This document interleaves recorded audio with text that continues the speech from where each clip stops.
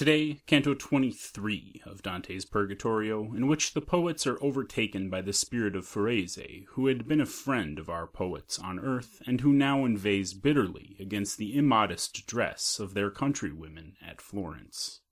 Now, on Kurt reads a poem, Canto 23 of Dante's Purgatorio. The while among the verdant leaves mine eyes I riveted, as he is wont to do who wastes his life pursuing little birds, my more than father said unto me, Son, come now, because the time that is ordained us more usefully should be apportioned out.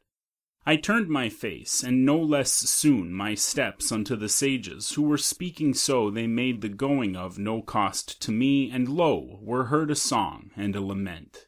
Labia mea domine, in fashion such that delight and dolence it brought forth. O sweet father, what is this I hear, began I, and he answered, Shades that go perhaps the knot unloosening of their debt. In the same way that thoughtful pilgrims do, who unknown people on the road o'ertaking turn themselves round to them and do not stop, even thus, behind us, with a swifter motion, coming and passing onward, gazed upon us a crowd of spirits, silent and devout. Each in his eyes was dark and cavernous, pallid in face, and so emaciate that from the bones the skin did shape itself. I do not think that so to merest rind could Eurysticthion have been withered up by famine, when most fear he had of it. Thinking within myself, I said, Behold, this is the folk who lost Jerusalem, when Mary made a prey of her own son.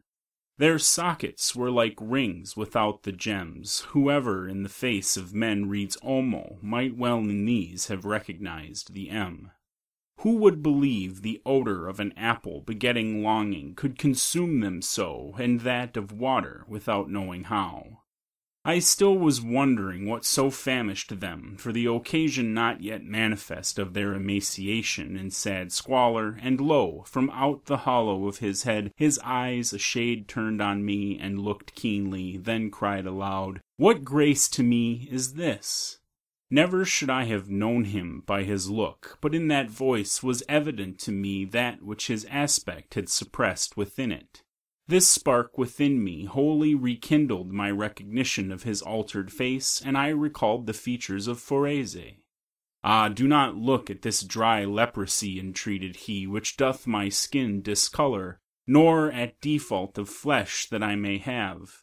But tell me truth of thee, and who are those two souls that yonder make for thee an escort? Do not delay in speaking unto me. That face of thine, which dead I once bewept, gives me for weeping now no lesser grief, I answered him, beholding it so changed. But tell me for God's sake what thus denudes you. Make me not speak while I am marveling, for ill speaks he who's full of other longings. And he to me, From the eternal counsel falls power into the water and the tree behind us left whereby I grow so thin.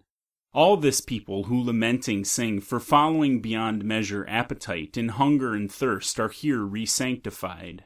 Desire to eat and drink enkindles in us the scent that issues from the apple tree and from the spray that sprinkles o'er the verdure, and not a single time alone this ground encircling is renewed our pain. I say our pain, and ought to say our solace, for the same wish doth lead us to the tree which led the Christ rejoicing to say Eli, when with his veins he liberated us.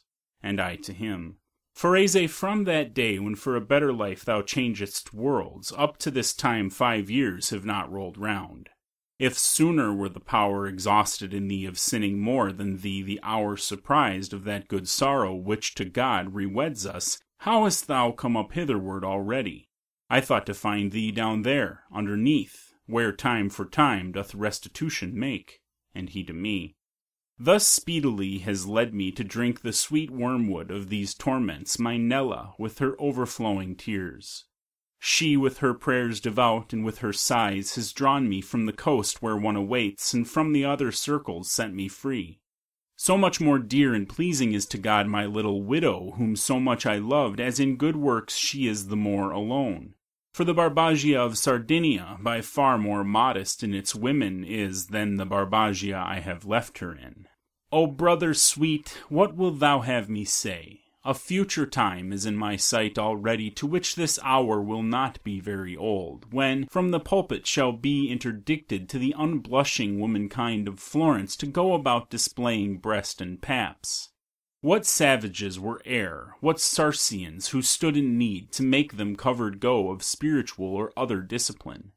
But if the shameless women were assured of what swift heaven prepares for them, already wide open would they have their mouths to howl. For if my foresight here deceive me not, they shall be sad ere he has bearded cheeks, who now is hushed to sleep with lullaby. O brother, now no longer hide thee from me, see that not only I, but all these people are gazing there where thou dost veil the sun, whence I to him. If thou bring back to mind what thou with me hast been, and I with thee, the present memory will be grievous still.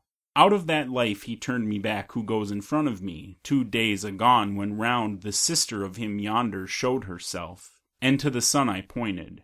Through the deep night of the truly dead has this one led me, with this true flesh that follows after him. Thence his encouragements have led me up, ascending and still circling round the mount that you doth straiten, whom the world made crooked. He says that he will bear me company till I shall be where Beatrice be. There it behooves me to remain without him. This is Virgilius, who thus says to me, and him I pointed at. The other is that shade for whom just now shook every slope, your realm that from itself discharges him. Thus ends Canto 23 of Dante's Purgatorio. Hey, thanks for watching, and have a great day.